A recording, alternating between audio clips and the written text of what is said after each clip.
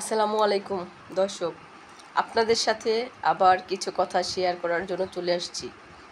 কি করব বলেন, একা একা ভালো লাগে না, তাই আপনাদের সাথে অনেক কথা বলতে ইচ্ছে করে। যাই হোক, আপনারা কেমন আছেন সবাই? আশা করছি ভালো আছেন। আমি আল্লাহর রহমতে খুব ভালো আছি। একটা কথা মনে পড়ে গেল।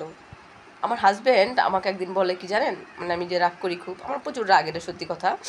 মানে আমার কথা হচ্ছে কি, আমি ছাড় দিয়ে কথা বলতে পারি না। আছে না যে তেল লাগাইয়া কথা বলা, ওইটা আমার পছন্দ না। মানে যে কোনো কথা আমি একদম ডিরেক্ট বলার মানে পছন্দ করি, সেটা যেমনই হোক কথা। হ্যাঁ, কারো খারাপটাও সামনেই বলি, মানে ভালোটাও সামনেই বলি। মানে আছে না যে আগে পিছিয়ে কোনো কথা, সেটা আমার ভালো লাগে না। তো যাই হোক, আমি তাকে বলি, সে আমাকে বলে কি রাগ করি দেখে বেশি। আবার অনেক সময় বুঝাই ভালোভাবে। হ্যাঁ, দেখো তুমি ছাড়া আমার কে আছে বলো, এই সে এগুলো বলি। তো বলে কি আমি নাকি সাইকো, মানে আমার মাথা খারাপ, মানসিক রুগী, এটাই এটাই বুঝাইতেছে আর কি আমাকে। তাহলে আপনারাই বলেন, আমি যদি মানসিক রুগী হই বা সাইকো হই, তুমি কি? দর্শক আপনারাই বলেন, সে কি? প্রতিবন্ধী। কারণ সে ভালোবাসা বুঝে না। তাকে ভালোবাসলেও বলে কি তুমি আমাকে কি করছো। হ্যাঁ, তাকে সুন্দর বললে সে আরও উপরের ধাপে উঠা যায়। সে মানে একবার বলে যে সে আমাকে এগুলো বলে না। হ্যাঁ, মানুষের কাছে বলে কি জানেন, কয় চেহারা নাই কিছু নাই, আবার কথা কত বড় বড়। আরে বাবা, চেহারা দিয়ে কি দিব?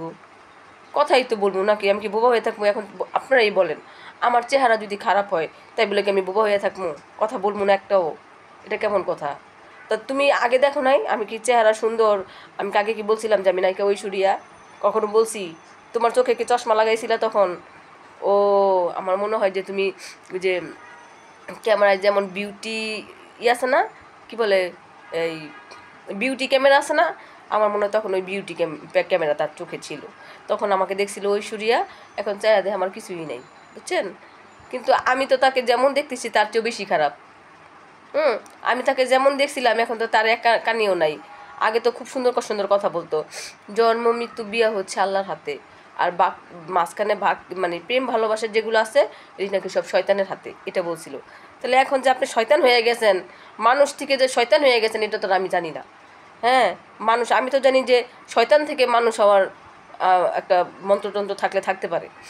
শয়তানরে যদি একটু ফুটু দেওয়া যায়, হ্যাঁ, ওই সূরা ফাতিহা পইরা বা আরও কিছু তিন কুল পইরা ফুটু দিলে হয়তো বা মানুষ হওয়া যায়। কিন্তু মানুষ যে শয়তান হয়ে যায়, আমার জীবনের প্রথম দেখলাম দর্শক। আপনারা ওকে দেখছেন এরকম কিছু? যদি দেখে থাকেন আমাকে একটু বললেন, ঠিক আছে? তার ব্যবহারটা এরকম, বুঝছেন? আর সে যে প্রতিবন্ধী এটা সে স্বীকারই করে না। আর সে নিজেকে, সবচেয়ে বড় কথা কি জানেন, সে নিজেকে বাংলাদেশের টপ হিরো মনে করে। একটু চেহারাটা একটু সুন্দর তো দর্শক, বুঝছেন? সে মনে করে কি যে ওই যে 12 বছরের যে মেয়েগুলো আছে না, এটা তো এমনি ট্যাং ট্যাং ট্যাং ট্যাং করে না। 12 বছর যখন মানুষের একটা বয়স থাকে, তখন কিন্তু তারা এমনিও একটু একটু মানে দুষ্টামি ফাইজলামি একটু বেশিই করে। তো ওই সব মেয়েদেরকে দেখে না রাস্তাঘাটে। হ্যাঁ, তো ওই মেয়েগুলাই তার বেশি ভালো লাগে, বুঝছেন? 16 বছর 15 বছর ইয়াং। আমাদের তো 30 হয়ে গেছে। হ্যাঁ, তো তার তো মনে করেন এই অবস্থা এখন।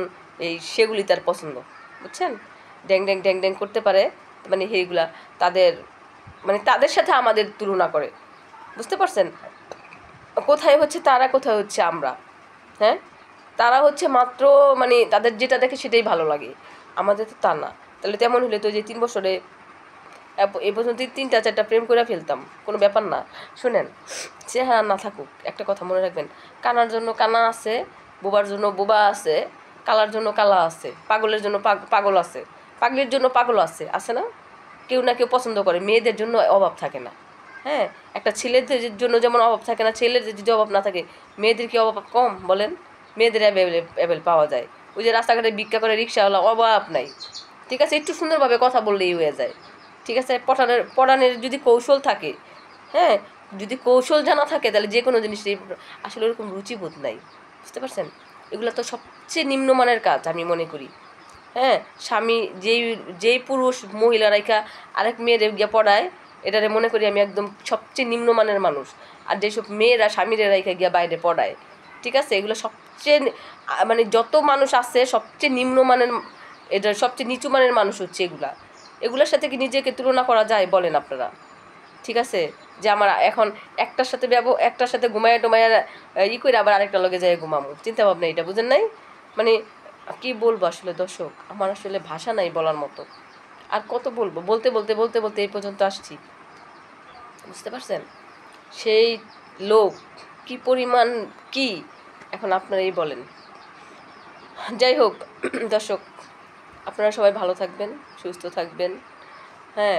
আর আপনাদের হাজব্যান্ডের প্রতি যত্নবান হবেন না। আমার মতো আবার এটা যেন না বলে যে কিছুই করো নাই, কী করছো না, কথা তো সত্যি, আসলে কি করছি। আমি তো আর মেকআপ ম্যান না যে মেকআপ মাইরা দিমু, ঠিক আছে? তারপর আর কি করার আছে বলেন, যেটা করার সেটাই তো করছি, রান্না বান্না করে খাওয়াইছি, ভালো মন্দ খাওয়াইছি, অফিস থেকে আসছে শরীর টিপ্পা দিছি, পা টিপ্পা দিছি, হ্যাঁ, কাপড় ধুইয়া দিছি, মানে মানে অসুস্থ হইলে স্যুপ বানায়া খাওয়াইছি, ওই দোকান থেকে কিছু নিয়ে আসছে, আর কি করবো বলেন? এর চেয়ে বেশি যদি কিছু করার থাকে এই বাংলাদেশের মধ্যে, আরেকটা কাজ আরেকটা কাজ আমি করি নাই, যেটা সত্যি কথা, সেটা হচ্ছে বাংলাদেশের মেডিকেলগুলোতে তো নেওয়া যায়, কিন্তু সিঙ্গাপুরের মেডিকেলগুলোতে নেওয়া উচিত। তাইলে সিঙ্গাপুরের মেডিকেল যদি নিয়ে ট্রিটমেন্ট করা যায়, তাইলে হয়তো বা আমি কিছু করতে পারবো। চিন্তা করতেছি ভবিষ্যতে যদি দেখি যে বেশি প্রতিবন্ধী হয়ে গেছে, তাহলে সিঙ্গাপুরে চিন্তা ভাবনা করবো। দর্শক, তখন আমার কিন্তু টাকা পয়সা নেই, আমি খুবই গরিব, ঠিক আছে? আপনারা আমাকে একটু সাহায্য করেন, যদি আমার হাজব্যান্ডকে সিঙ্গাপুরের কোনো প্রতিবন্ধী মেডিকেলে নেওয়া যায়, বুঝছেন? তাহলে আপনারা আমাকে একটু হেল্প করেন। এই পর্যন্ত আপনারা ভালো থাকেন, সুস্থ থাকবেন, আল্লাহ হাফিজ।